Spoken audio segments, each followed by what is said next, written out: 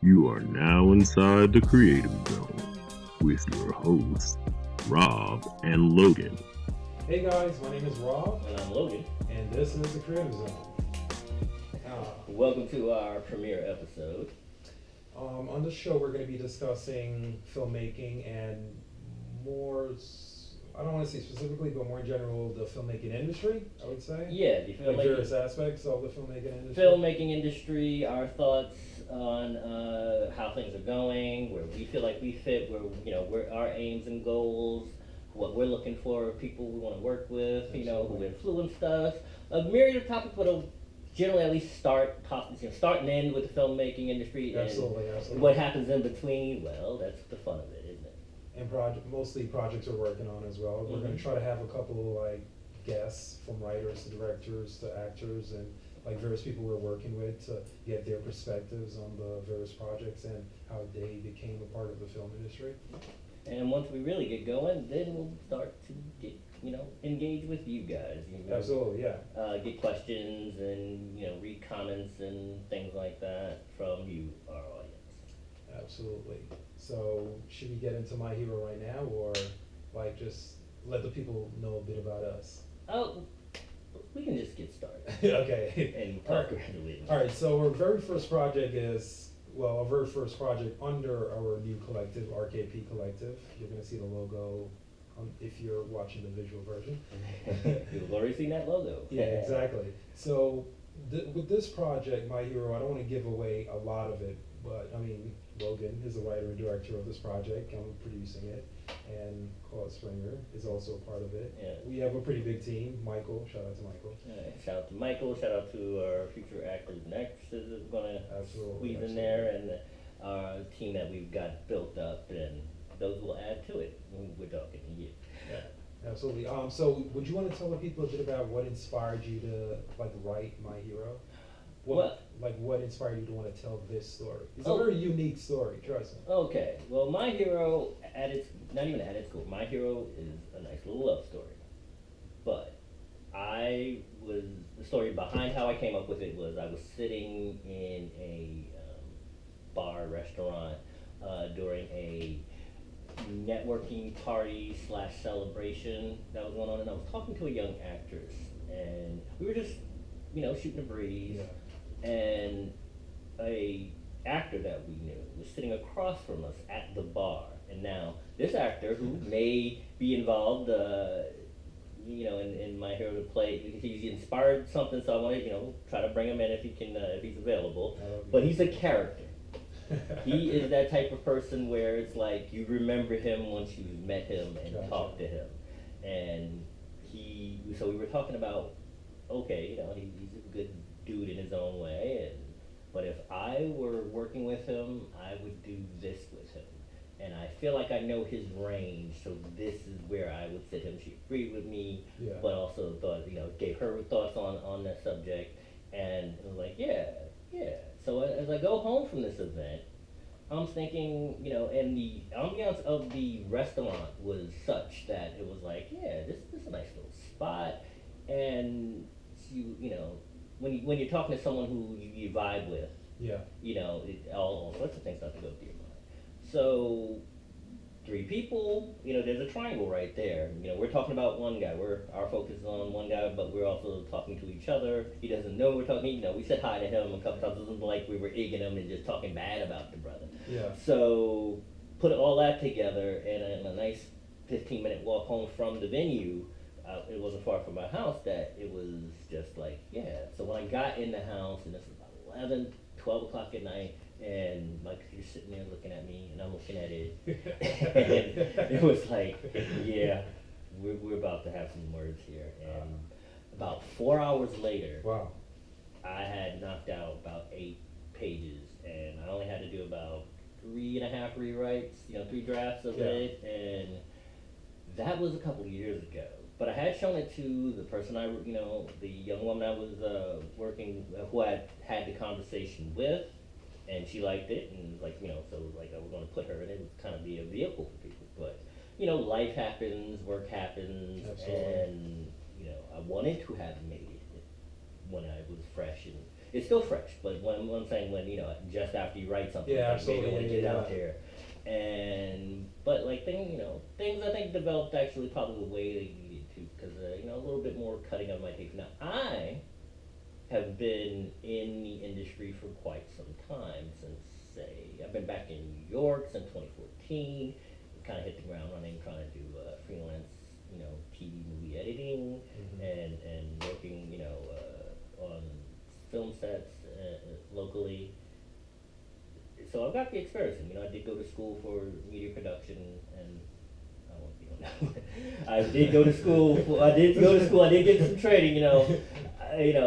2009 was, YouTube was still fairly fresh, so you weren't getting a lot of people going, well, you don't need film school, but you do, but you don't. Film school's great for networking. With me, it was, well, all the people I went to school with were back in the Midwest, but I'm out here, and I do still know people who I grew up with who were like, yeah, this is, they were writers, creatives, artists, Yeah. welders, people who, illustrators who I still know, and we all told good stories. And so those are people first that you hit the ground with, and I met a couple of other groups via meetup Yeah. that it's like, oh, try to open up my circle and ingrain myself into the local actor community, film industry, producers, and started meeting people, and that's how we met I up. was just gonna say, that's how we met. We met on this project. Well, it was supposed to be a TV series, like a web series. It's called Final Ransom, and yeah, that's how we met. Yeah, that was our first project together, Correct, yeah. and I brought in my best friend and longtime confidant, Claude Springer, who Yep, shout out to Claude. Shout out to Claude. His face may appear on here one No, of these May, he's episodes. definitely gonna appear on Yeah, this well, show. when I say May, as in he's like, I like to be behind the camera, but so Okay. do we all. Exactly. Yeah, brought him in on that, and we did post production and the sound design and production on that for first episode, and Yeah. but working with Rob, and it's like, hey, the three of us just knew that we thought similar. Absolutely. And then we ended up working on 2 other projects. Yeah, Rob brought a brother sit on those. Yeah, we're gonna talk about the last one maybe for a different episode. We'll kick that down the road Yeah, a exactly. bit, but that last one, Is the reason why we're now a collective. that last one got us to here, so it wasn't exactly. bad. Yeah. It wasn't bad. It was. It was a great learning experience. It for was me. yes. It was like, for the both of us. you It know was. what? Yeah, let's just form our own collective Yeah. and do our own projects. Yeah, we were kind of, we have our own shingles up, but Yeah. let's take care of each other. We work. This is our 4th project together, Yep. so let's do us. Let's Yeah. we'll work with everybody, but we share these ideas. We understand. Absolutely. It's like, hey, I've got a script. You do. Let me see it. Boom. You know what? I like that. It's simple, and we can get it done. It's like, yeah. That's literally how it happened, guys. It's like, hey. I asked him, hey, you have anything you're working on? And like, then he I told literally me- went to the, it's like, let me go Yeah. into my. It was actually, you sent me a couple scripts. Yeah. And I was like, okay, this one we can do like relatively easy. Yeah. Yeah. It was like, most of them are pretty great. Well, I would say all of them are pretty great. But this one is on, we can knock this out in like 2 to 3 days. Yeah. And it would be great to be the first project of our new collective. Mm-hmm. And it, but things becoming the way, things developing the way they did yeah. allowed me to have to not relearn, put practical use to the knowledge that I had already. And I started to discover some things that it's like, wow, okay, I want to do it semi-traditional but independent, but this is what all that goes into doing it, and understanding it intrinsically. But then when you get to the practical side of it, it's like, okay, I see, this takes a lot of work, and I have respect for those who this is their daily bread and butter, and Exactly. I wasn't under any illusions of that it would be easy, but I am under the understanding of, the better we get at it, the easier it'll get, because this getting off the ground is definitely tough. That is true. I completely agree. I mean, the average person look at filmmaking as this glamorous industry, but the reality is it's far from that. It's like you have 5 to 6 major studios that control most of the capital. Even say hedge fund or private investors, they invest money into those guys.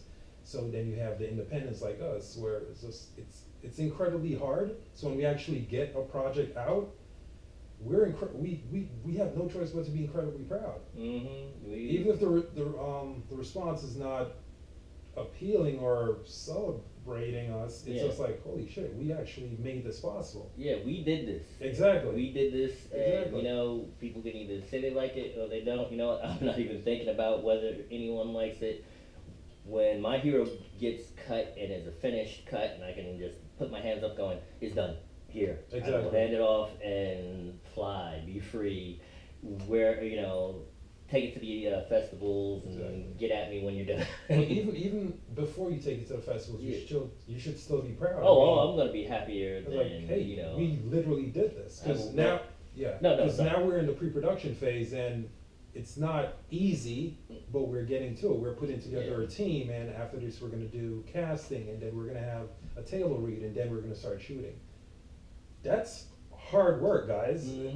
So when we actually get from this, all right, actual being on set, that's cool. Yay, we take a bunch of pictures and look at us, we're on set. Yeah. But the pre-production phase for me is the most difficult, because that's when you're actually putting everything together. Yeah, I mean, production is cool. Yay. Hey, everybody show up on these days. Exactly. We're gonna shoot from this time to this time, and boom, that happens. And if somebody doesn't show up, then we scramble. But we control the environment as much as possible on the days that primary shooting is going to happen. But the pre-production is, okay, who do we want to start? Yeah. Who can we get? Yeah, who do we want versus who can we get? Yeah. What are we looking for? Exactly. What kind of team do we want, behind the camera? Exactly. So do we, I'm used to doing all the sound, but I'm going to be in the director's chair. So Correct. It's like, okay, now we find a sound person, shout out to Michael, who do I get along with him because I know his job.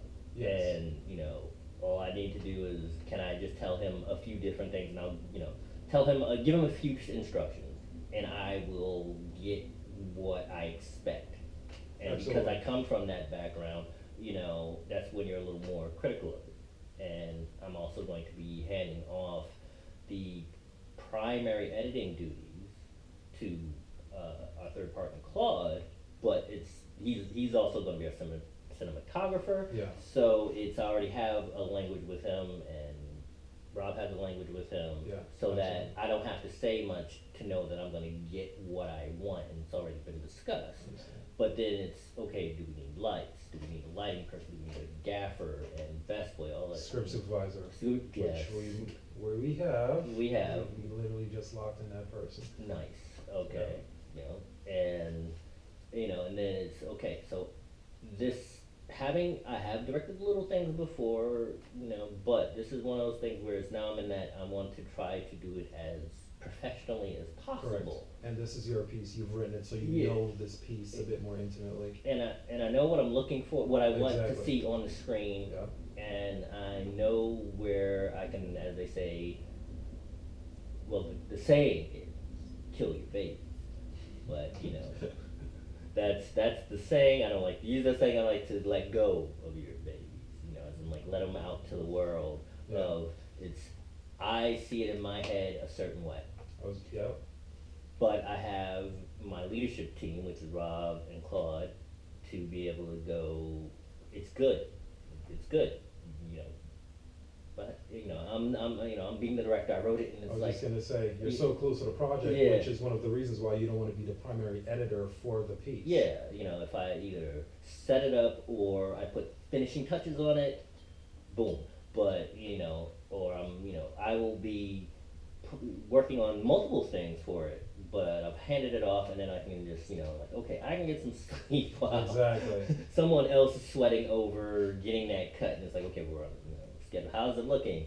No, yes. Oh, can you do this? Can you do that? I get asked those questions that for a long time. I get asked, and it's like, go away, let me work, and I'll get it to you. Yeah.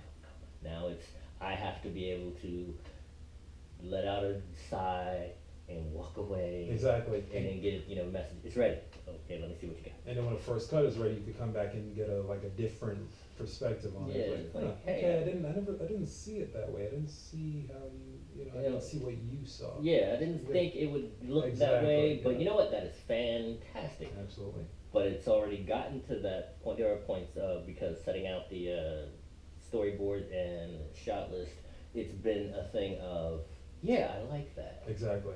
Or, hey, this is what I got from your script. And it used to be me saying that. Now it's somebody telling me that. There's a part of my brain going, what?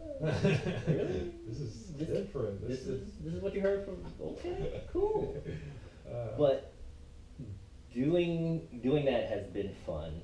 It's been an eye-opening experience, and every time I'm out here in the big NYC and I see production trucks down the street or street Klieg lights pointing in somebody's window, it's like, yeah, that's me. That's me. Yeah, we'll be there. We're gonna be there sooner rather than later. It's from that. When you're a kid, say you're watching Michael Jordan on TV, and kids going, I want to be like Mike. It was more of like, yeah, okay, it's fun. I enjoy what I'm doing. Maybe I work hard to get there. Yeah, I can be like Spike. To now, it's, hey, I've seen Spike in person. It's not. He's a great guy. Big influence. Yeah. But staying realistic is not a thing of, I feel like it's impossible that I've seen some of his stuff up on the big screens. Yeah.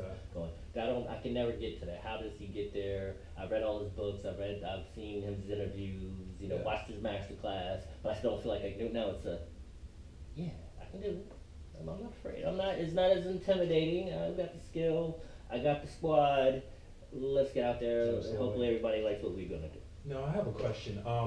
Would you want a career more like Spike, or I'm drawing a blank in his name, but he directed Black Panther. Oh, Ryan Coogler? Yes, Ryan Coogler. Yep. Shout out to Ryan. Yes. Coogler. Fruitvale Station as well. Oh yeah, Fruitvale Station, Creed. Yeah. If I could have. Because Ryan Coogler has a more commercial. Yeah, he got big and got commercial, and Spike started independent. So did Ryan. They both came about sort of the same way. So I would like to have kind of an amalgamation of that, where it's basically Spike is commercial too.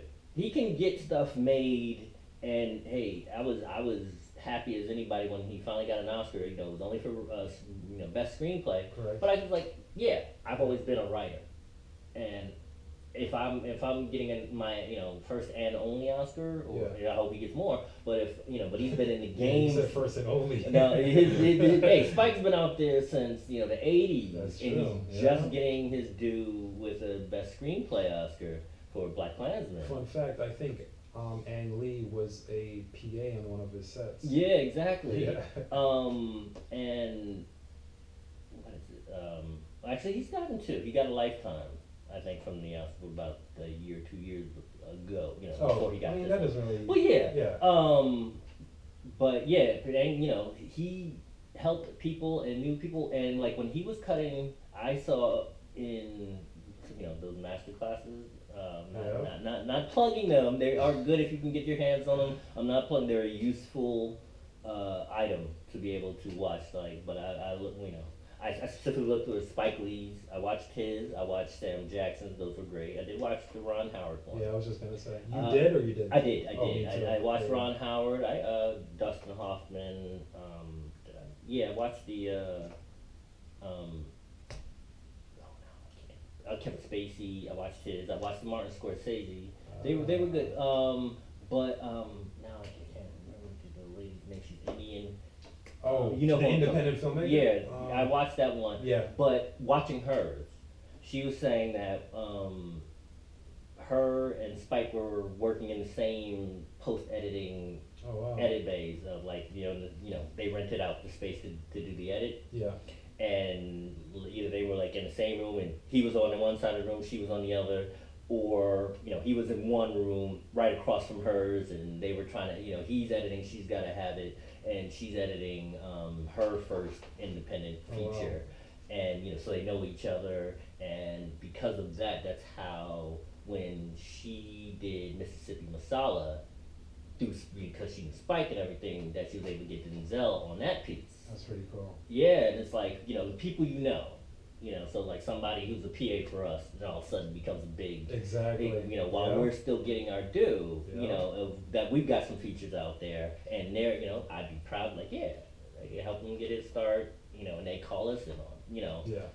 they're doing their feature, we produced it, that kind of Exactly. thing. Yep. So yeah, making those kinds of connections. So yeah, they Ryan Coogler and Spike Lee are cut from the same cloth, and they've gone in similar directions. Ryan's just hit faster, and so That's getting true, yeah. hitting that fast would be a joy. Exactly. I think he's like 31 or 32. Yeah, 31, 32. He did his, he did, he went to USC. I don't remember. He went to one, school in California, Yeah. either USC or San Diego. And so, he did his stuff in Yeah. film school, he got his shorts, but then from It's Fruitvale Station, got a whole bunch of Oscar love to Creed, with, Fruitvale Station got him Creed got him Black Panther, and it just, three movies, basically one feature, and he's literally at the big time. Yep. That's, Yep. he's not a flash in the pan, but that's one of those, hey, I'd love to be able to do that, but if I gotta go Spike route of the long haul, Spike's got a great body of work. True. And he hasn't done a lot of we're saying commercial stuff. I'm talking stuff like Inside Man. He's done, he did Inside Man. Would you say Malcolm X is like a commercial film? Well, that one was the stories I've heard and stuff I've seen about Malcolm X was like some very interesting Hollywood stuff. But he had a studio behind him, but then to finish it in post, he was trying to finish it in post, and that wasn't budgeted for properly. Not that it wasn't budgeted for properly, you ran out of money. Yeah. And so getting, the early '90s, getting all that Black Star power to start helping, pitching in to get it finished, and that's when according to Spike, if you watch the masterclass, he goes the very next day. I'm not gonna name names the way Spike said, but the very next day that Magic and Mike came out, that they were giving money.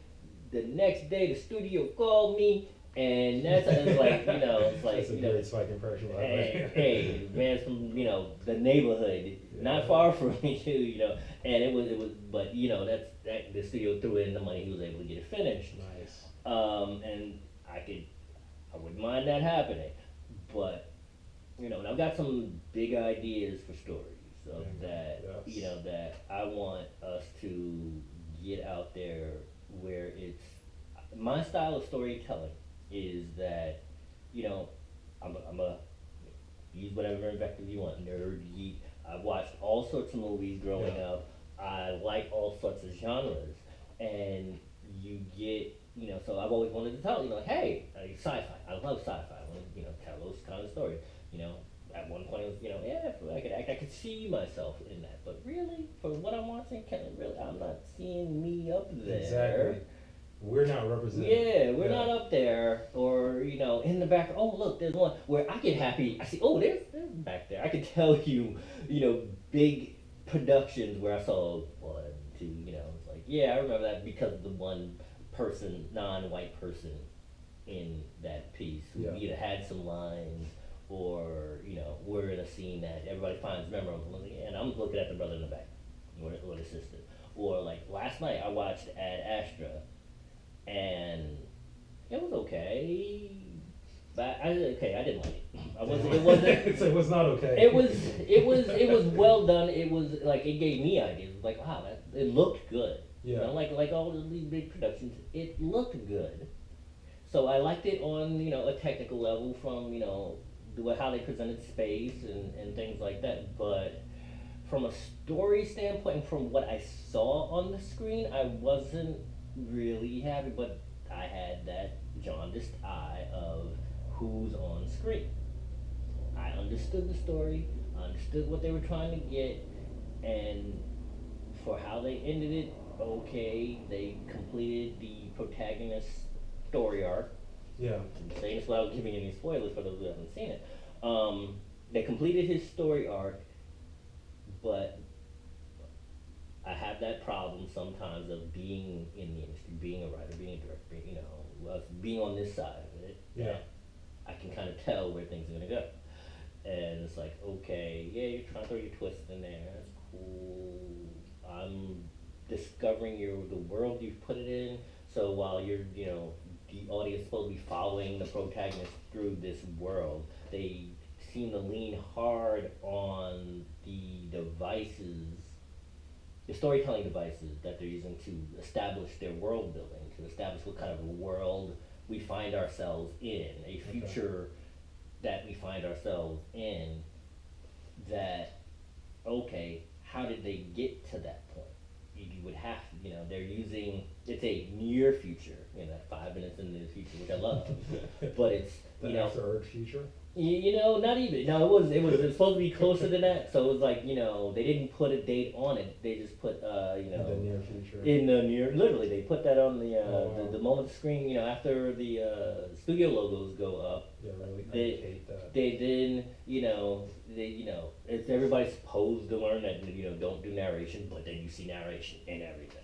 Or there's reading and from don't do this, show not tell, but what do? They stick narration up there, and that's usually knowing what we know.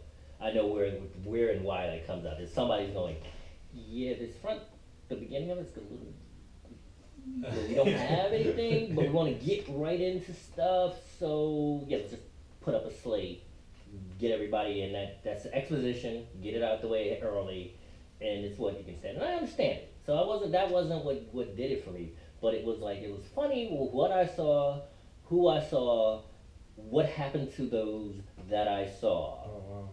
And it was like, okay, you could, if you want to do there was a body count in this movie. Yikes. And it felt like the body count was biased. I was happy that our people were in it. Uh-oh. But why did it seem like, outside of the very beginning where the body count first acts, an accident in space happens, something happens, the inciting incident, and it gets us going. So, people are falling and things are happening, and, so people are dying. You see that people are getting hurt or dying, but our protagonist survives. Okay. Yeah. Then he has to go to, say, at the end of the first act, beginning of the second act, he has to, move forward. Yeah. He's moving forward, and another action set piece happens. And people die. The people that, there are people on his side that died, but sort of in the background, you don't get to see them specifically of who they are. Okay. Granted, they can be anybody. Yeah. But a person is introduced who is,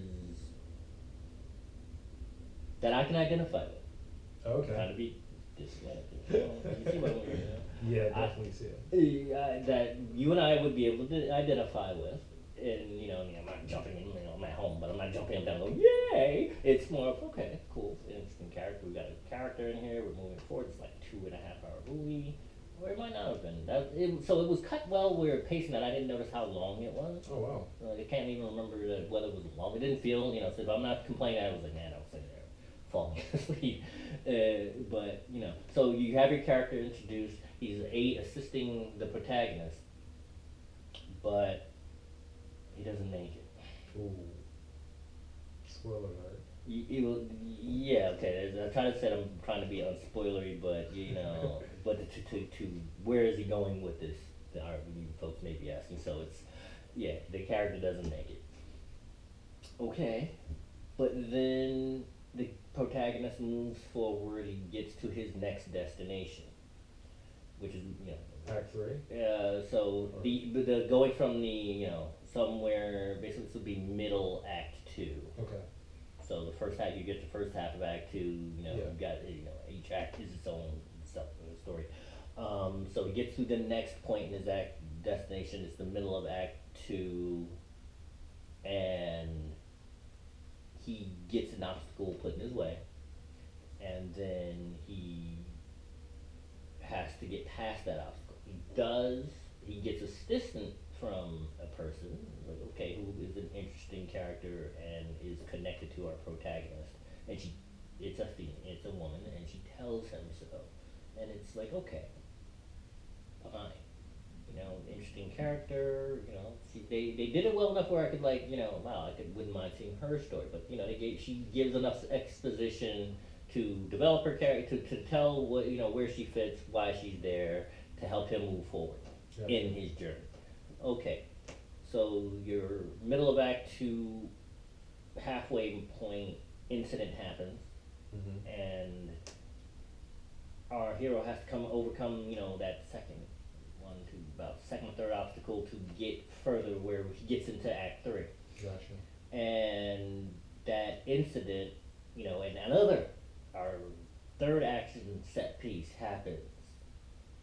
Now, I should know it's the fourth action set piece because there was a minor one between where the character that I told you doesn't make it, helping him get to his next stage in journey. I mean, for the record, based on the posters, Yeah. I literally thought this was something like The Martian. Apparently, it is nothing like The Martian. No, and not for nothing, I gotta give it credit that I finally had allowed myself to watch The Martian about a week or two ago. Better? Would you say it's a better movie? Actually, I was avoiding The Martian because it felt like another, this guy, our hero, super guy here. But The Martian actually was a lot better than what I thought it would be. Yeah. And I was pleasantly surprised. yeah, I was a lot better, and so then I found myself liking it, and you just saw who was in that, and you saw how things went, and I liked where we stood in that. You've seen The Martian, like Donald Glover and before Chiwetel, man, I loved them.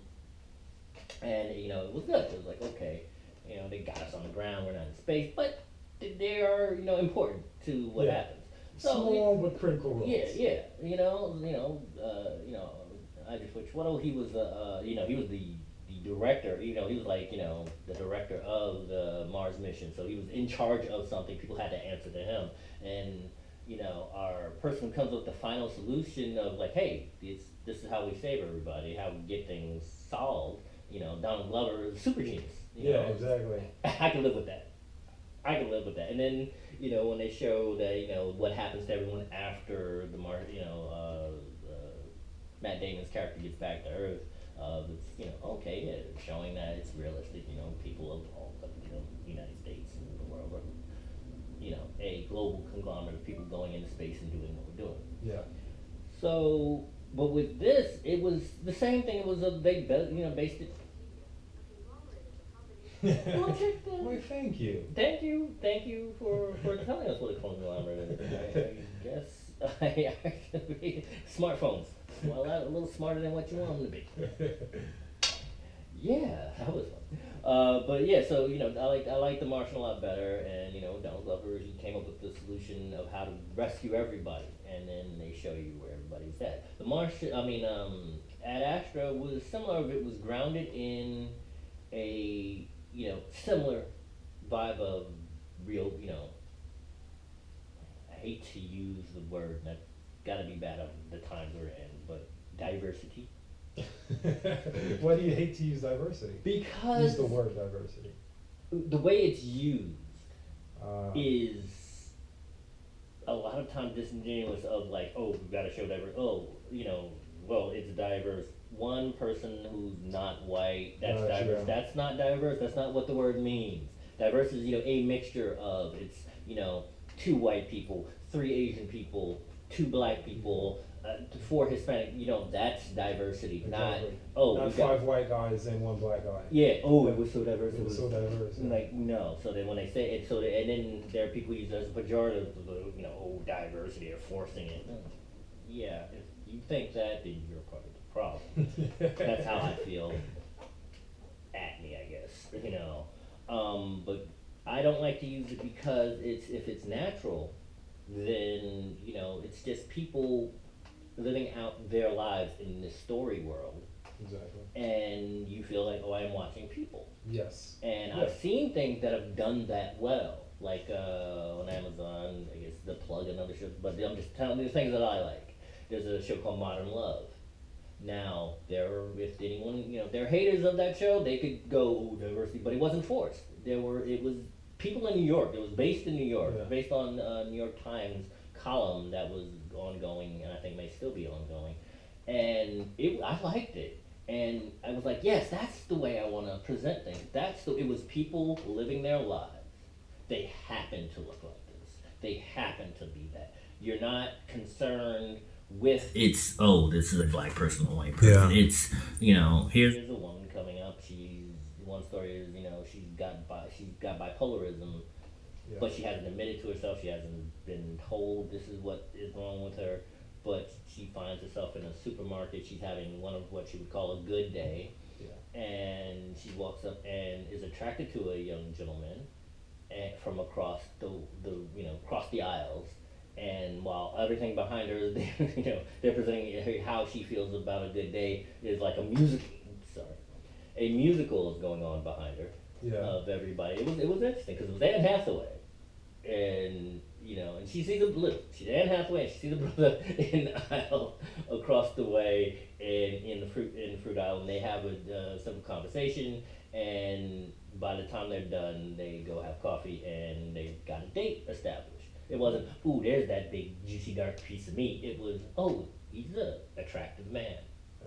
Plain and simple. He's an attractive man. He smiled at her. She smiled at him, and it felt natural.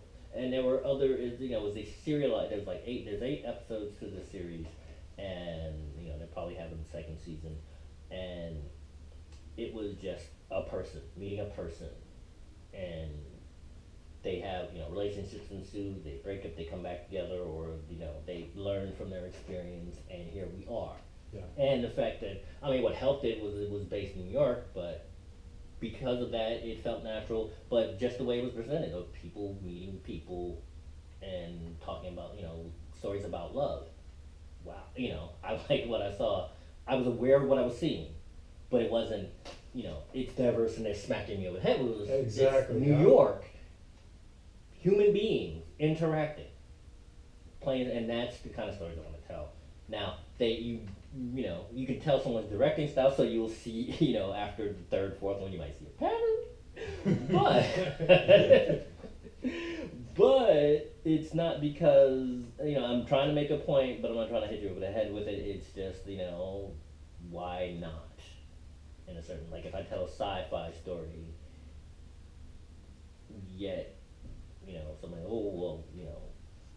my protagonist will look like me, or might not look like me, but, it's, self-insert, yes, but it would be somebody who's identifiable. It's not, I'm super black man, no, it's, I am here in this situation, we've got a problem to solve, and let us get this problem solved. We're saving the world, we're saving the earth, we're just saving each other, and that's how it is. It's a love story. Two people, they fall in love, they meet, they fall in love, something happens, and they move on. I remember, speaking of sci-fi, some people got upset over the Black Stormtrooper. Mm-hmm. I was like, you guys are upset over that, but not aliens. It's literally a sci-fi movie where you have people looking green, purple, and orange, purple, but you have a issue with a black guy. So it's exactly, and that's wait, that doesn't make any sense. Yeah, and then so you can't, you are free to be upset about true. What you see that I present, but don't come at me that you're upset about it, because it's like, if your favorite sci-fi has aliens with tentacles coming out of their faces, and they're purple and green and have wings and all sorts of things like that, and there's a non-person, there's a non-white person, and white is not the default. White, as far as I grew up, white was a color too. That you've got blue-faced aliens. Exactly, yeah. But if a brown person walks through the frame, all of a sudden it's like, whoa, what is this? They flip the table over and go, I'm done, I'm leaving, I want my money back. Yeah, this is not realistic. I was like, huh? This is not realistic? Yeah, exactly. So There's literally people on Reddit like, this is not realistic. It's like, you're forcing diversity on me. Like, and see, so then my reticence, I'd use it at work because like that's like you're using it to as a cudgel, and you know, hey, I have issue with like social justice because oh, you're a social justice warrior. You're complaining about it. That to me makes you one as well. You feel there's a problem. You want, you know, you feel there's a problem. You want a solution where you come out better. That's justice. It's a problem in society that you see that you want to come out on the better end of that. That's social justice. You're saying that these people are infringing on your rights, and you're fighting for your belief in that you want to be on the right side of whatever this problem is, that you and people like your group comes out better on the end of that. Social justice warrior. So we all are. Don't throw it at me like, oh, you're a social justice warrior, like that's a bad thing. So are you, buddy. You're saying that because I'm out there saying that people who look like me should be able to walk down the street and not worry about not making it home at night? it's, well, people usually say that is because your agenda conflicts with theirs. Exactly. Yeah. Exactly. So it's, you know, you're you know, you're yelling about your agenda, I'm yelling about my agenda, Exactly. and you're complaining that because I'm yelling about my agenda, I'm the one who's in the wrong. Exactly. Or that I need this label, I'm the snowflake, I'm the social justice warrior. But so are you. You're complaining by what you define as, using your own definition as, oh, you know, somebody, you know, oh, you feel like your feelings are gonna hurt, you're a snowflake. Aren't you complaining about your feelings? So That's doesn't my that- point exactly, You know, yeah. so it's like, yeah, you know, we've now gotten on politics, but you know, but to me it's all related. And so Yeah. you know, these are the kind of stories I'm gonna tell. These are the kind of stories that, as our group is going to look at more favorably of putting out than others. Things that we can relate to, that we can get behind, that you know we're believing in our projects. Yeah. And that, so when I see something that makes me go, yeah, really? Is that how? Like I said, going back to Ad Astra, it was this like, you know, there's an action set piece and a person dies, and it's like, it feels like they died the most horrific way Oh, man. that you could, and it happened to be the non-white person. Thanks. But it happens 3 times. To me. Yeah, yeah, if you see it or, you know, acquire it to watch it, if I'm wrong, we can talk about it on the next show, you can tell me if I was wrong or not. Okay. But, like I said, you know, the first one that has any lines, he doesn't die pleasantly. The second person who appeared to be a person of color, you know, a non-white person who's in the story, who is a factor in the Gotcha. way the story progresses or Yeah. affects the protagonist, dies not in a very good way. Yeah. Yes, it's organic story, but it's like, wow. And then The third. the third person who dies in a not so good way is another non-white person. And, you know, yes, in that last major set piece, the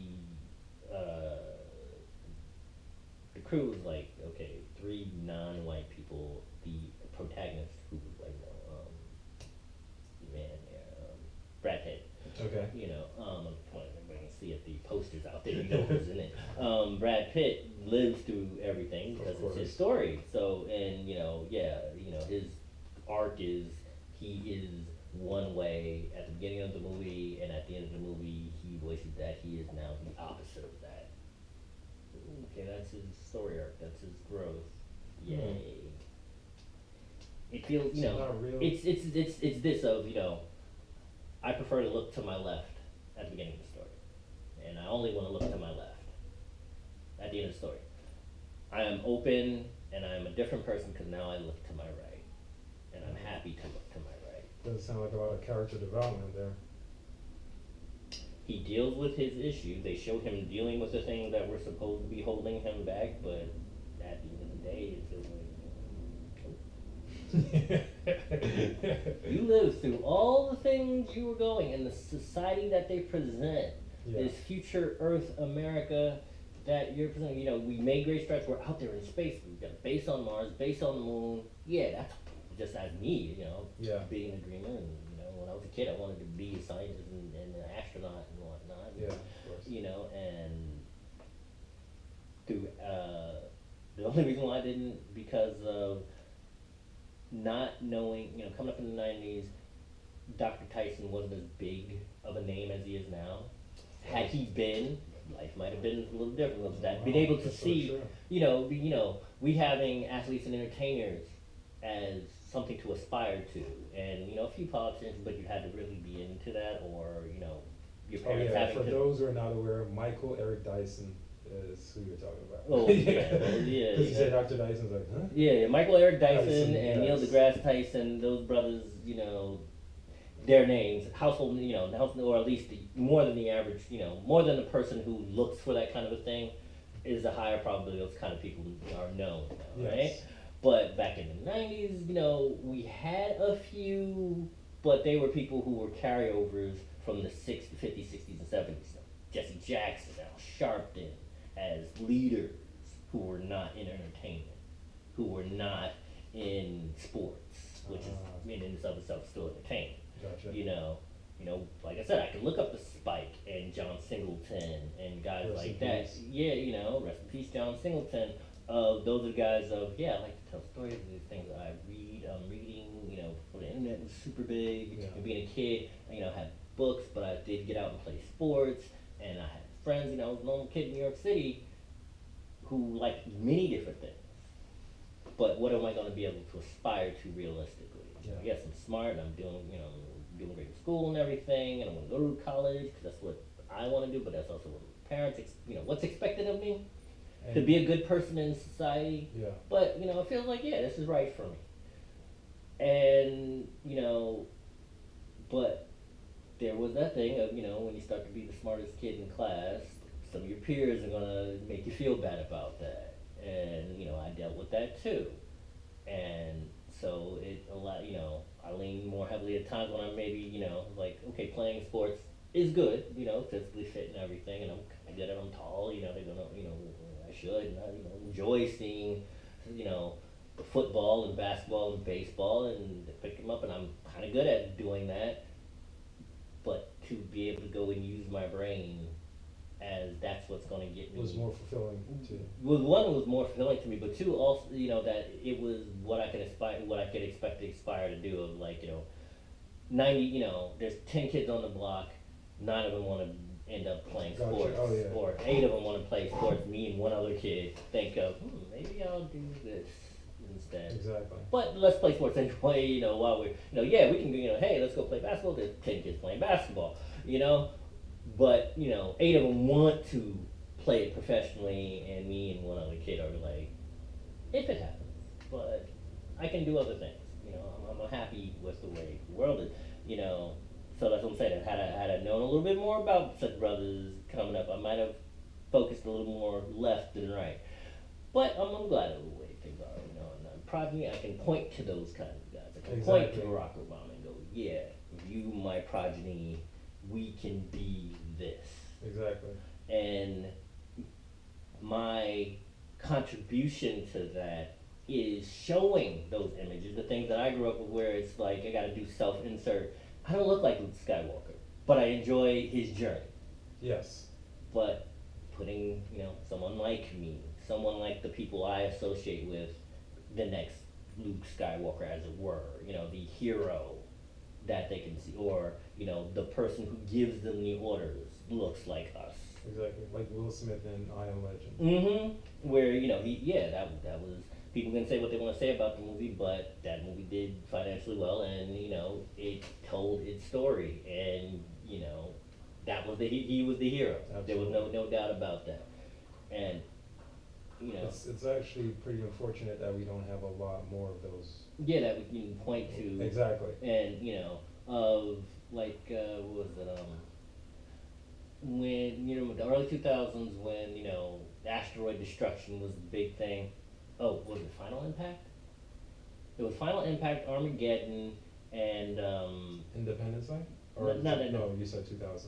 No. the early, yeah, because there was, you know, like 2 big asteroid movies. There was like 2 or 3 big asteroid movies. I know Armageddon was one.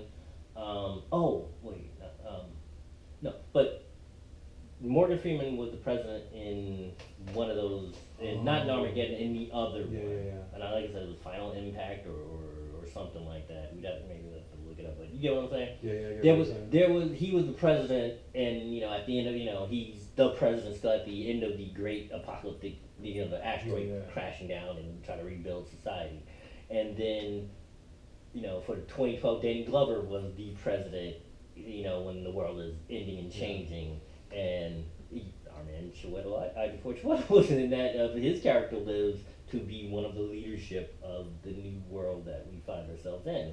But that kind of thing of where it's like, oh, it's not wow, it's look, we've got somebody out there, which is good, but it's like one movie out of the 600 movies get made in Exactly. Hollywood, Yeah. one or two of them show our People like us. yeah, people like us in the movie being the leader or the hero or the Exactly. so Instead of being in the background or Yeah. playing like the side character. side character, sidekick, Exactly. the magical Negro. Yeah. Stop the magical Negro. Or the magical Negro is in it, it's because he's the hero and he's the magical Negro. He's Black Panther Doc, right? You know what I'm saying? I have my views are my views. We it's open for debate, and I'm always up to good information will allow me to change my mind. But hopefully I can tell you the stories we put out. That if I've got if my name is as the writer or the director, it's I've got a team around me, Mm-hmm. you and Claude and other folks we have, which we have a diverse group Exactly. working. Yeah. The word, the way it's meant, we're picking the best people to help Exactly. us get these stories out. Yeah. Versus it's like, oh, this is a black picture, this is a Hispanic picture. It's like, okay, they will qualify because we're going to go all the avenues we can to get our product out there, but not that it's a, wade in the water kind of picture. It's not a street preacher. It's not. There are plenty of people going to tell those stories. Those are good stories to tell. 12 Years a Slave. 12 Years a Slave was a good movie, but and Brooklyn's Finest, and with Don Cheadle, and Godfather of Harlem. I like it. I'm watching it. I enjoy it. I enjoy it. And it's a version of the past, a dramatized version, telling of the past. Bumpy Johnson? Yeah. Okay. And I like the American Gangster with Denzel being Yeah. Frank Lucas. I mean, but it's Denzel. Come on now. Denzel can read the newspaper, and you're gonna sit there and go, man, I just learned something. You read the newspaper, yeah. I feel good about watching somebody read the newspaper. The same way they talk about, when you need the deity, when you need quote unquote God, you get Morgan Freeman. And yeah, he has that voice. Though growing up, I was a James Earl Jones man. If I want that voice from on, that comes out of, that fills up the room. No. If I want narration, it was James Earl Jones. Just was what I grew up with. I saw that from the Great White Hope. And him as Jack, his version of Jack Johnson, and him. Like I said, I'm a movie buff. I grew up with movies. There's a reason why I'm where I am, for many reasons. But one of them is my mother and my grandmother, and my family. We watched those old movies. They introduced me to movies that were old when I was a kid, like Black Hollywood, where Lena Horne and Dorothy Dandridge were in the 50s, 30s, 40s, 50s, 60s. Where literally their own kind of things are circular. So we're producing our thing, black, white, Asian, everybody's trying to get their stuff in Bollywood.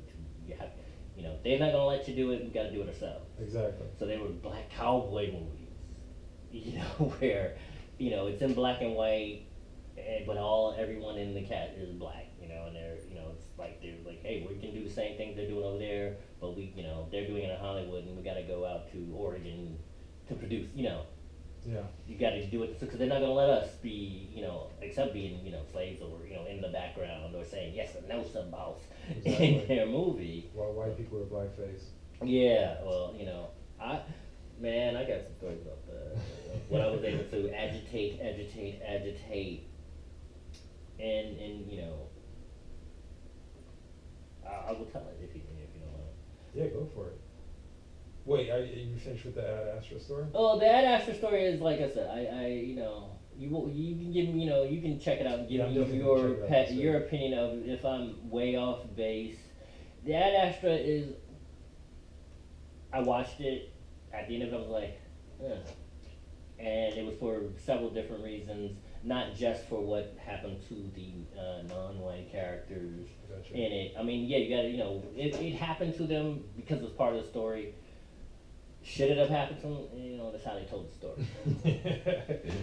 But the fact that it happened to them being kind of as visceral as it was, you know, it's like, really? But then it's like, okay, if they hadn't, you know, if it was an all-white movie, like, okay, then I would have had something else to complain of. Another movie where they don't see us in their future. Cool.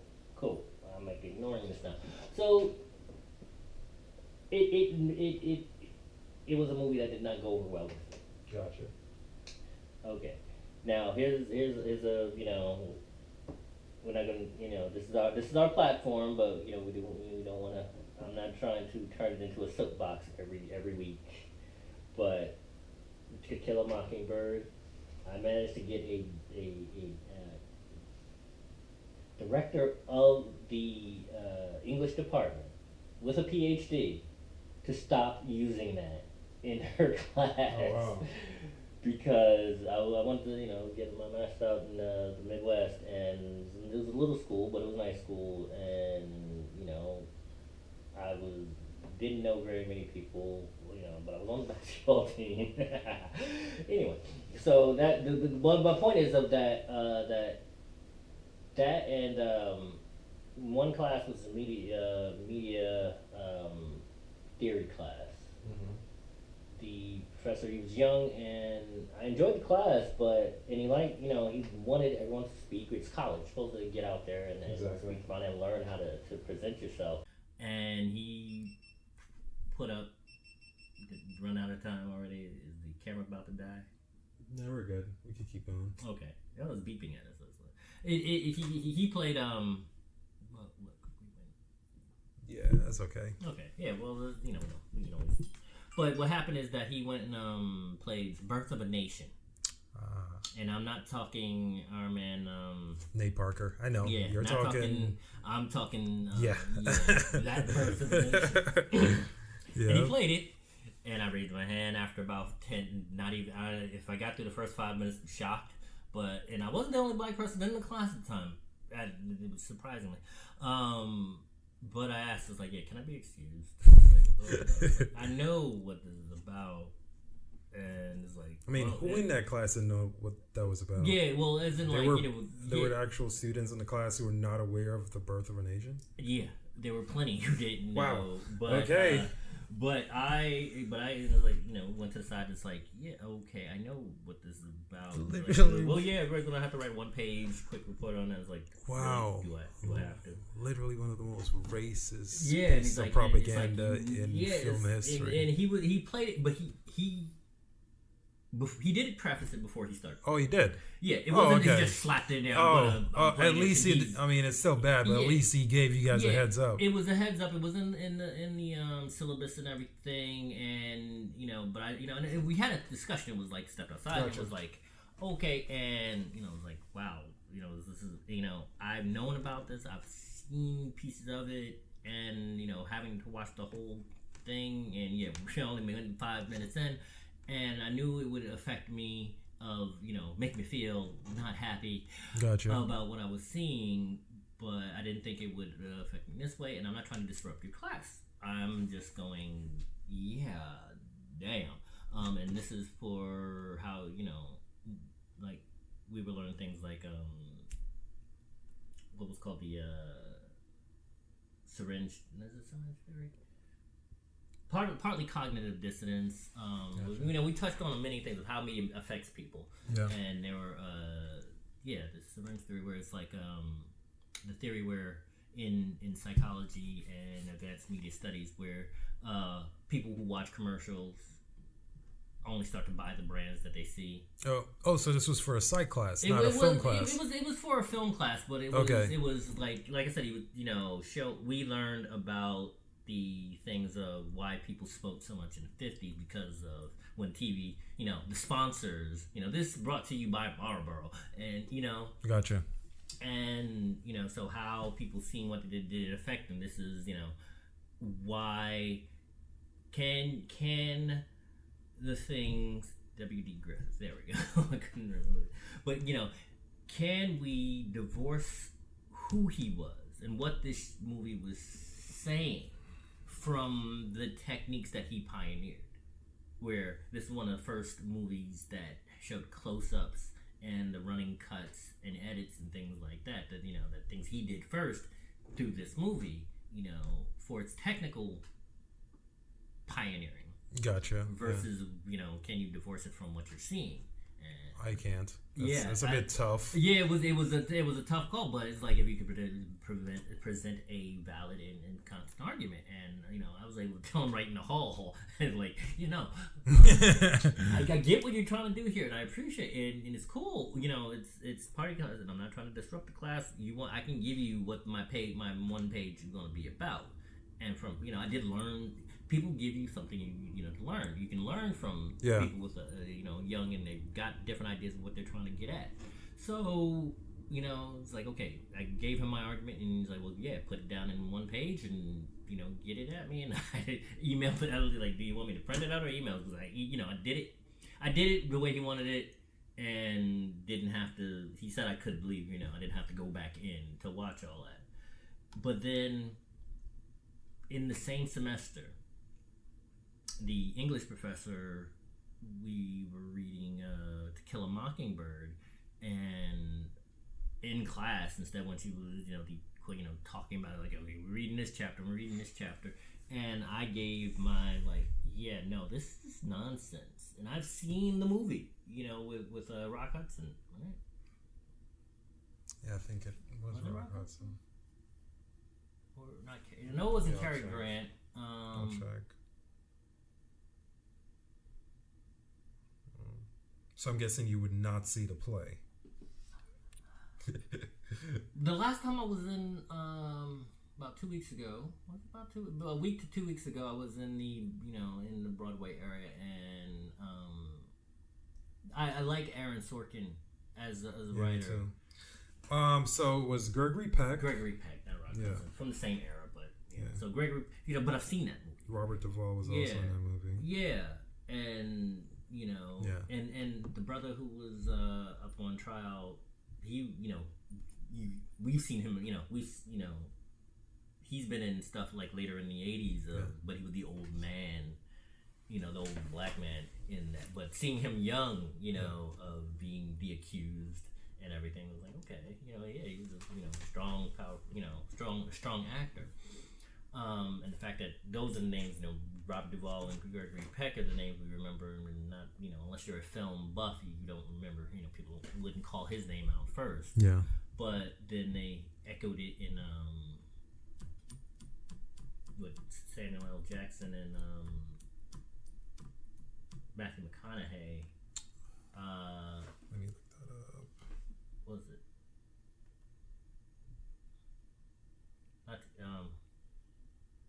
Where Samuel L. Jackson goes, I'm glad they're dead, and I hope they burn in hell. I'm glad they... Mississippi Burning? No. That was way off. It's from like 96. Yeah, I remember that phrase. Yeah, and A Time to Kill? Yeah. Time to Kill. Yeah, where to me it was kind of a subversion of that same dynamic of they're trying to, and Samuel Jackson's a little bit more proactive. Oh, Sandra Bullock was in that movie too. Kevin Spacey? Yeah, wow. That was a good movie.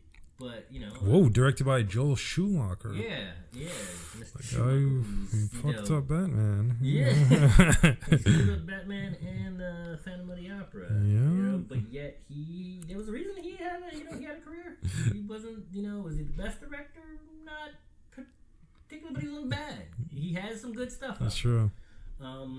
So yeah, you had, but I was like, just told her, I was like, yeah, this is not. I don't know how, no, this book, I don't know why it gets touted like it's such a big deal. It's fan insert. Yeah, it's maybe about her, but people raise up as her, being, either an ally or she's bringing to light. Yeah. What's happening down there, and it was like, no, there were plenty of voices doing that. James Baldwin, and Zora Neale Hurston, to name a few, to name a couple. Langston Hughes, we were already talking about at that time. So that to show that this is, the guy almost died. Is getting accused of raping her, Spike, the little girl, and it's like, No, ma'am. No. And she listened to me, and I had, I'm remembering something that's almost 10 years old. Well, over 10 years of when this happened. But I was able to get her to at least lay off of it, of like, yeah, and she apologized in class, of like, oh, I never thought of it like that. I'm like, I'm glad I could help. glad I could awaken you, because, there's other things out there of, you want to tell a story from a period, why is this touted? Yeah. I was, because I read in high school, I had to read I had to read a lot of stuff, but not Stranger in a Strange Land, James Baldwin, not Promised Son, why am I all of a sudden breaking? I'm trying to make a point and I'm drawing a blank on what it was. If you remember who, maybe if you could check who it's by or something. Was it Lost Son, Promised Son, Fortune Son? I would probably get cut all that out.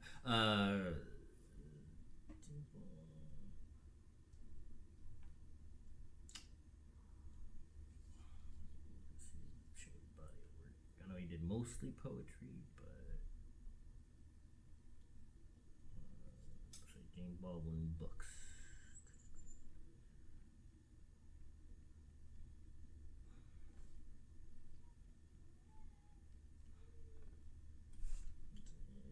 House Girl, Go Tell on the Mountain. Yeah, I did read that, but that's not the one I'm thinking of. Native Son. Thank you. I try to say I'm so enlightened, and all of a sudden I can't remember a damn thing. Okay, that's, I'm off my soapbox, boys and girls. But yeah, I've been influenced by a lot.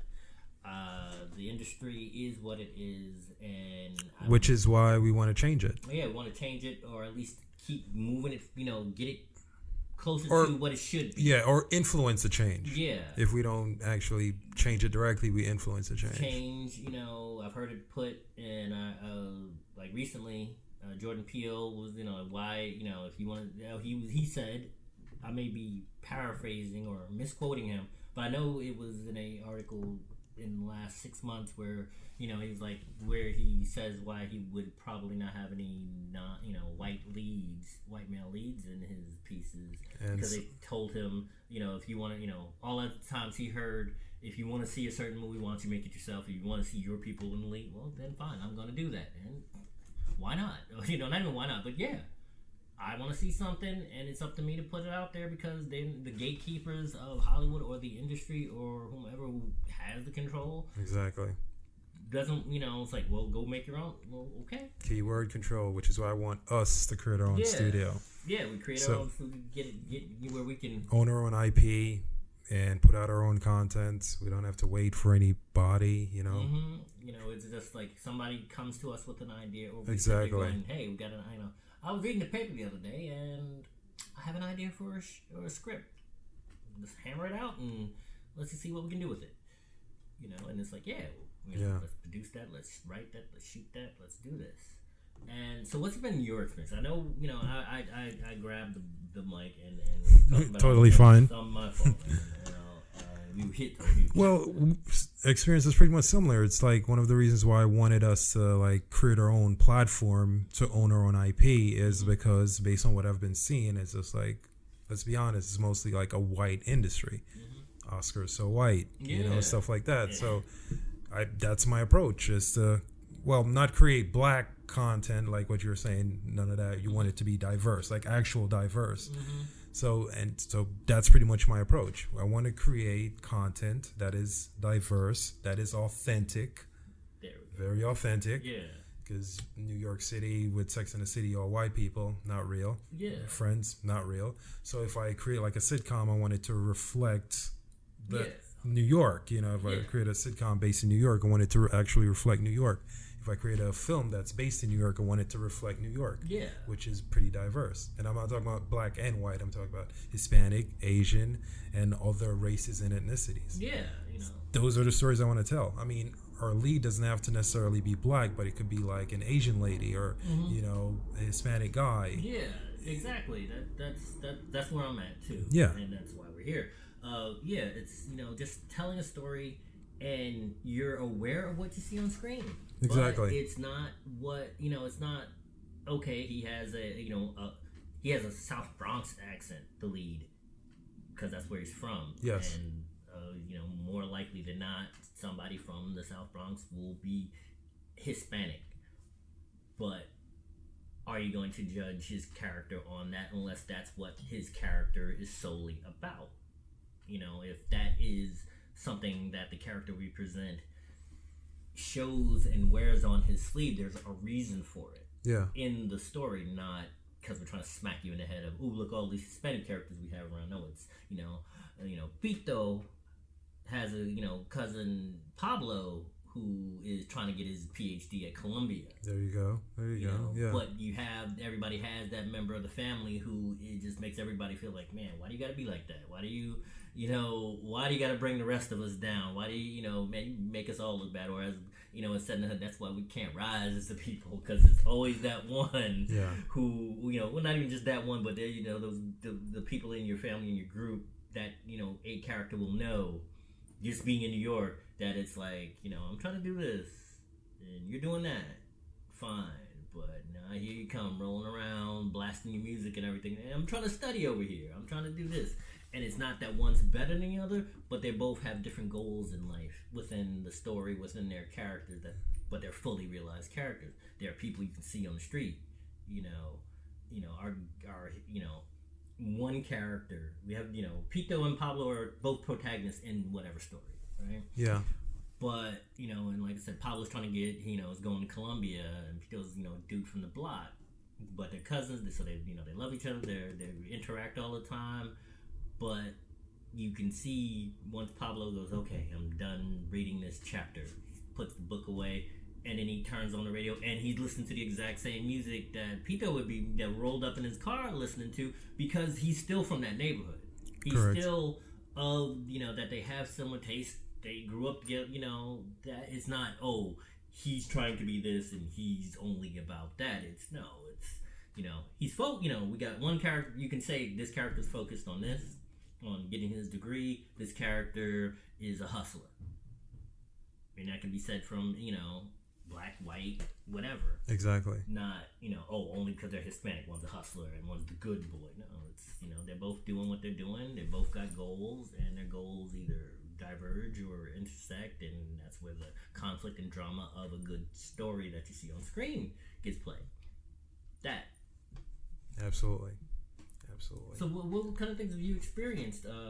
You started, like I said, you were a producer, so what, and I know you've had other, you've got a body of work that you've been involved with.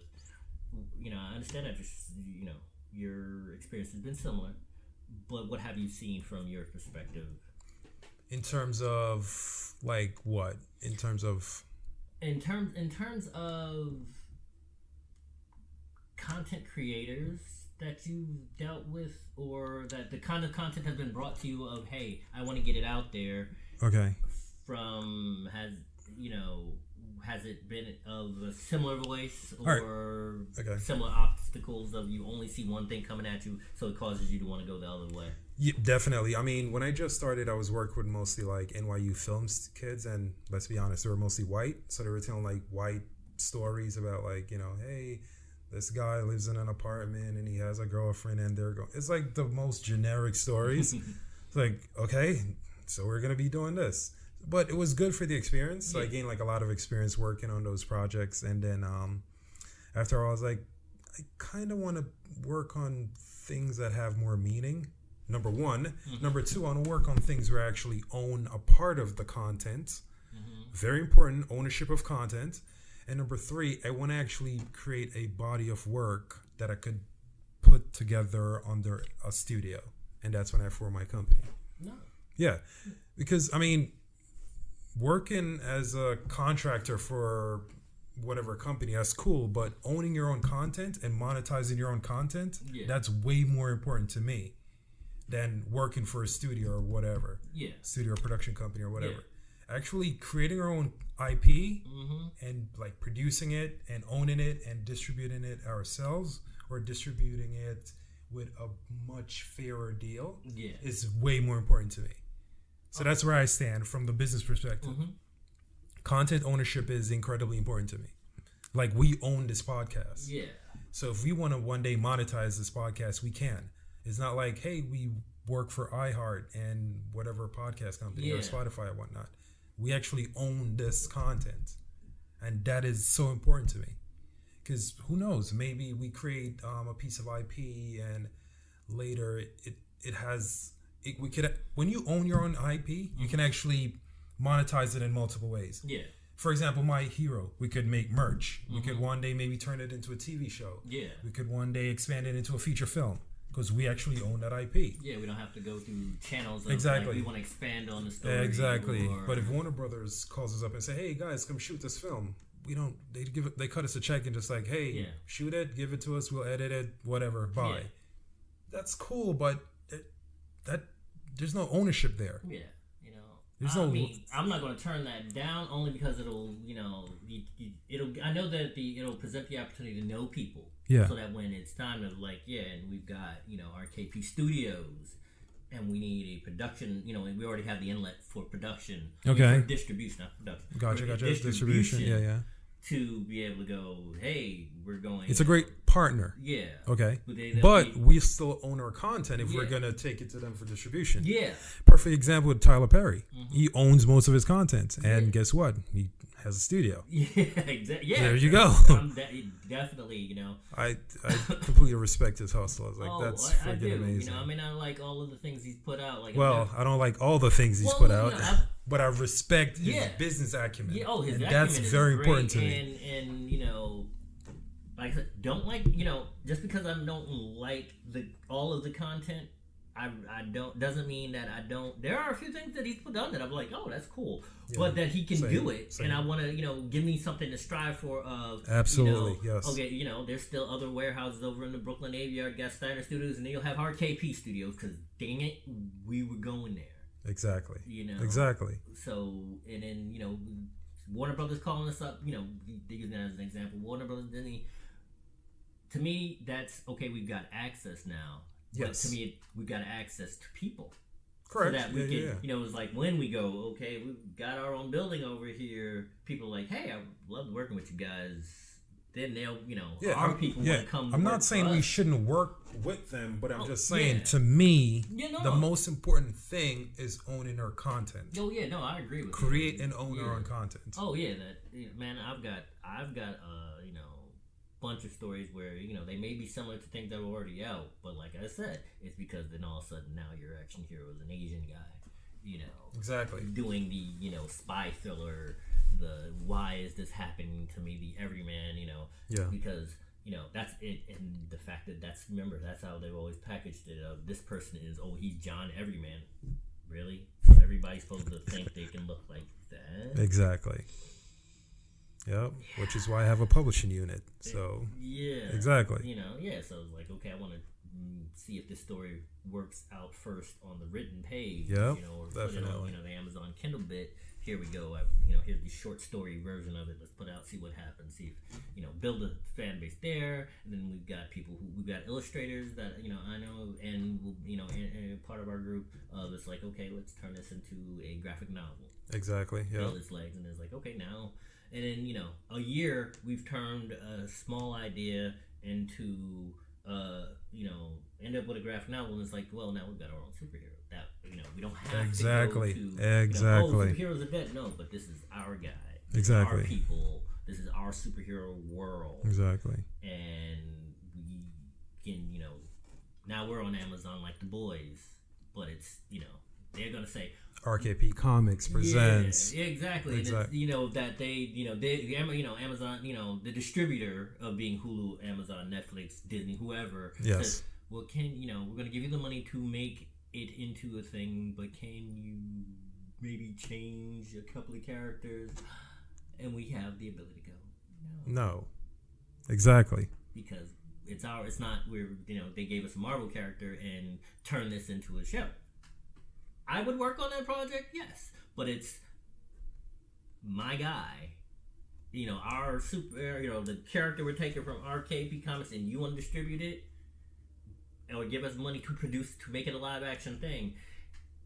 Don't ask me to change your story. Yeah, to change. Exactly. The whole point of us creating our own IP is to control it. Yeah. So if you're telling us to change it, that defeats the purpose. Yeah, you're trying to control it. It's like, well, can I buy that from you? No. You can't buy the character from me. You can't license the character, because then what? The character goes from a young Asian woman who grew up in Chinatown to Angelina Jolie. Yeah. Like, no. But you left the name the same? Her name is, Katie Ling, and that's now Angelina Jolie. It's supposed to be Katie Ling, who's described on page as a 25-year-old Asian woman who, just graduated NYU, and the goo falls on her, and now she can bench press 200 pounds, but still looks like a fashion model. Isn't that what he did with Scarlett Johansson with Ghost in the Shell? Yeah. And like many people, said if they were gonna go that way, fine. But there were ways you could have done it and still made it organic to the story, versus what they did. Yep. And it's like where they okay, we're gonna take a bunch of scenes from what check off boxes and take scenes of. We're gonna take a scene that was in the anime and was in the manga, and put it up on screen, and there's a story together in there somewhere from the 26 episode TV series, and just take it in, put it in a blender, and all of it starring Scarlett Johansson, and then she's supposed to be a Japanese mind in a white body.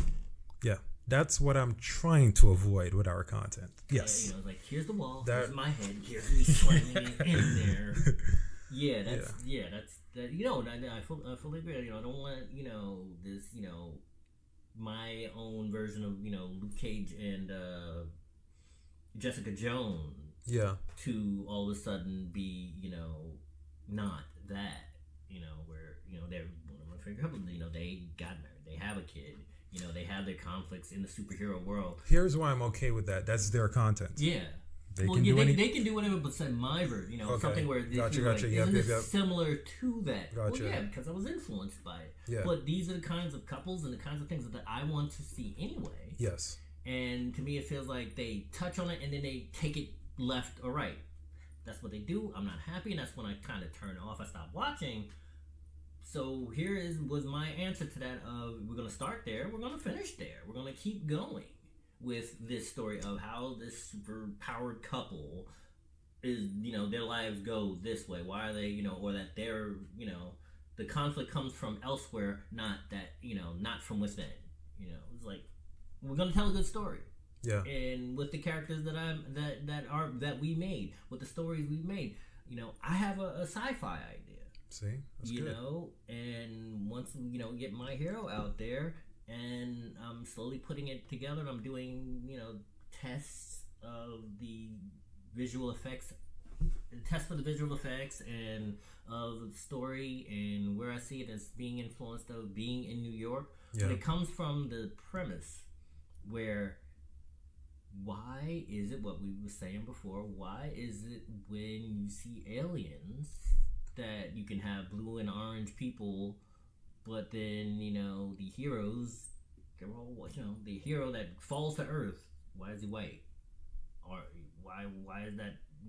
Come on, people. Why is that normal for you? Yeah, why is that the default? Yeah, exactly. It's like, those of us who played video games, you make a character. Notice that the first you have to move the selector a bunch, and like number 6 through 8 are the brown faces that you get to alter, but the first 5 of them are white. It's like, why is that? Yep. Why is that the default?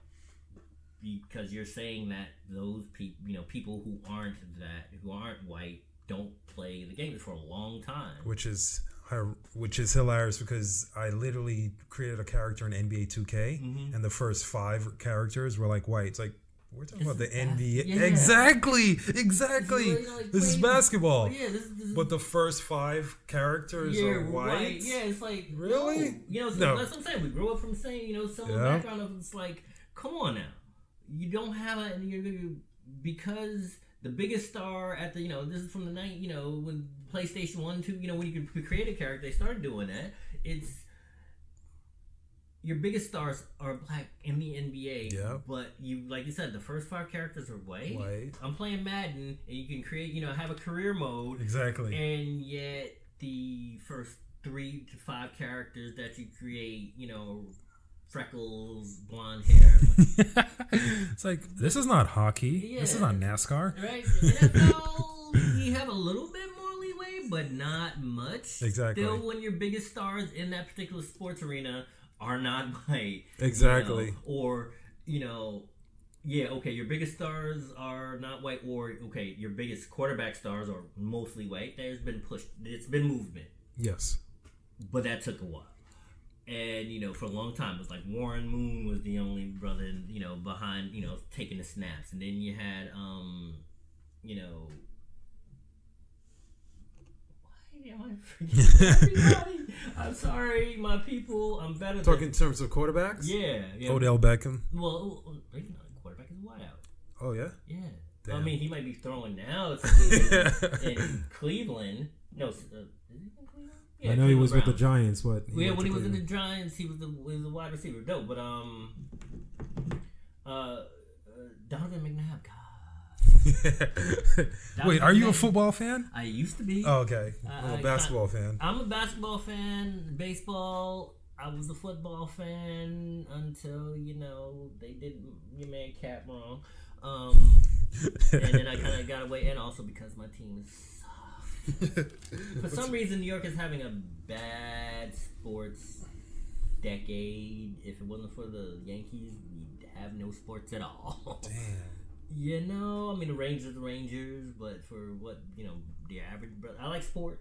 I played a lot, and focusing on being creative, I've gotten away from it. But the Knicks not so good.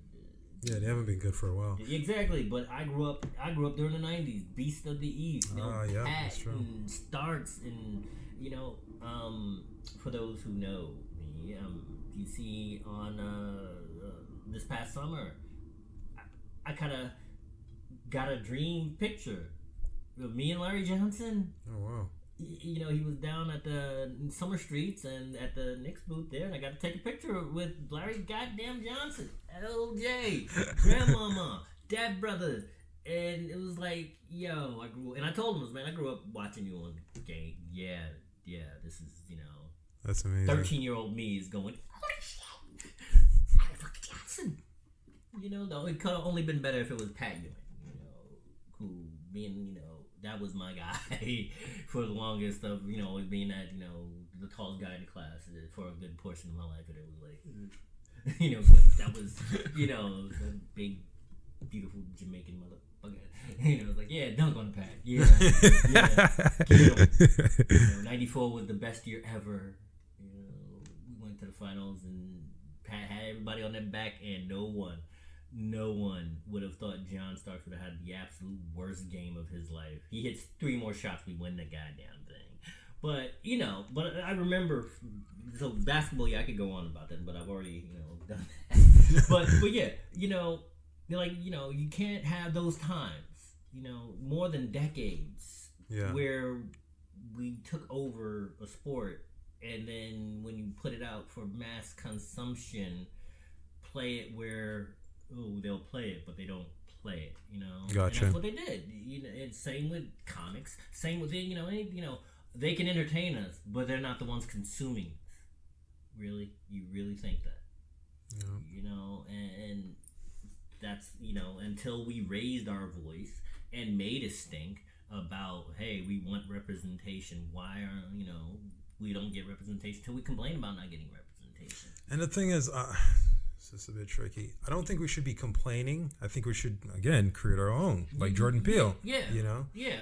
But I mean, Stan Lee and Steve Ditko. Yeah. They created their own worlds. Yeah, so you can't really get upset with someone for creating their own worlds. So if we create RKP Comics and it's mostly, you know, people like us, then people can't be like, oh, look at why don't you have this? Why don't you have that? I agree. 90% of the way with Stan Lee and Steve Ditko and Jack Kirby in the 60s.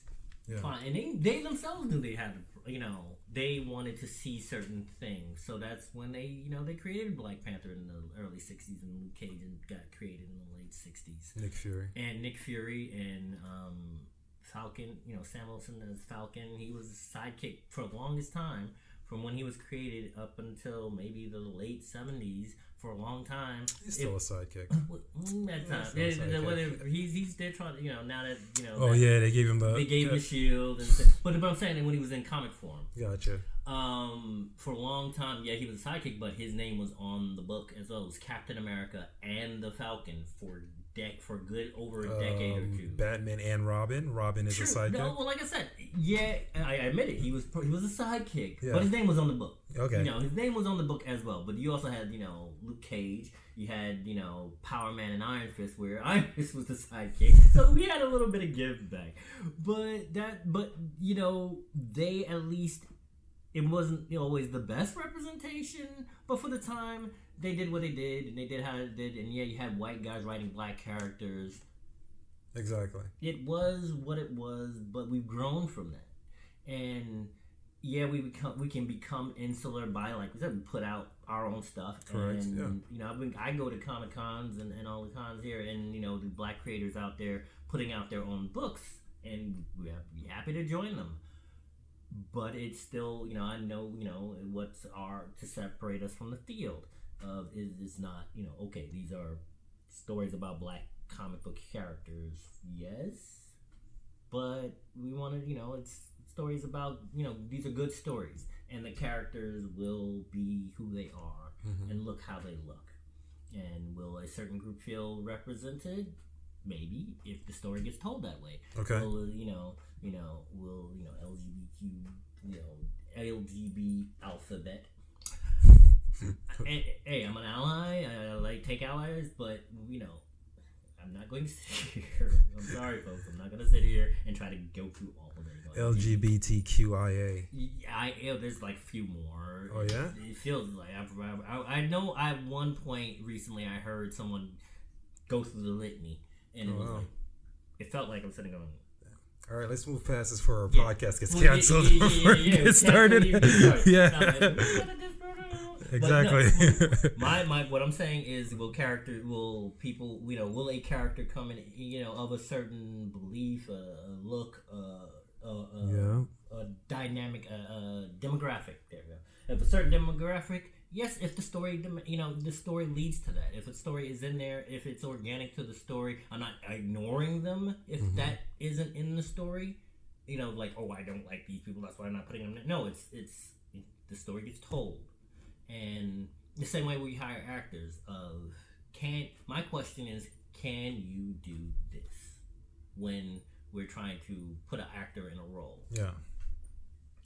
Taking my hero I see it a certain way, and I've told you what I want my leads to be, and I have one of the questions of when we're interviewing them is, you know, to the female lead of, will you be able to perform the stunt that we need to perform? Gotcha, yeah. And will you be able to act a certain way with your male lead? Yeah, that makes it look natural. That makes it look natural, not that like you have to tell, you know. You look, yeah, exactly. You're like, oh, she's off screen, and now she's a really great actress, and she can step away. And when I say action, and she makes it look natural, cool. But if in her core, in who she is, that she's going to bring to the screen, she is uncomfortable with that, I think it's going to show. Absolutely. completely agree with you. You know, 100%. Like, yeah. As in, like, she's acting, she's doing her best, she's doing her working her hardest, but you can tell she's working. Yes. Versus, can you look at your male lead and find something attractive about him? Yes. And and if we were left with that's the only actress we could find, then that means I got to work that much harder as a director to make it look natural. But I would hope that this being New York, exactly, we could find. Yeah, we'll be able to find it. Then I was like, okay, you acted great, but then it's like, okay, you're on the list, and then we're whittling it down to who we're gonna call back, and it's like she did it. I could tell she was working. See, that's how I could tell she was working. But this one over here, she's not maybe as when I say attractive, as in like she's not. This was a bombshell. Mm-hmm. She walked in the room. We were like, wow, she's cute. And this one is, oh, she's nice. She won us with her personality. I would go with personality because we can throw makeup on. And yeah.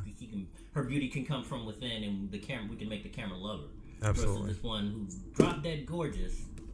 She's drop dead gorgeous, but then when she's in the scene, and it's like, oh, that was fantastic. Can we do it again? And can you really make it look like you're actually kissing or hug? That hug, we could. That looked great, but I need you to do it again and loosen up. Gotcha. Yeah. Because she's not. There's something in her that it's like, oh, I'm doing this for this job. Exactly. To pretend I like this guy. Versus Miss Personality goes, she all but jump in his lap and, like, oh, no, wow, she was big on that. Exactly. That was fantastic. We're going to do it one more time because, you don't have to jump in his lap this time. How about we want to do a take where you don't jump in his lap? But that was fantastic. We might use that. We'll probably use that. But give me this. Because she was full of the energy, she's full of life. Yeah. And like I said, she made herself beautiful versus beautiful and she can't do what we need. Yeah. And then that's how we pick. It's like other demographics, and they I need you to act against this person here, and this is what you're a family. If you don't act, if you can't pretend that, if you can't do the actor's job of being a family, there, okay, that's what the auditions were for, and cut, and we'll try to call you back.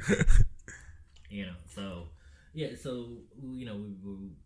But you can do that when you have your IP. You can't, we're not forcing a square peg into a round hole because it's someone else's story. Absolutely. Or it's an IP. We're literally telling our stories. Yeah, we can't, if I'm directing someone else, something that someone else wrote, the questions of with that writer, it's, okay, what did you see?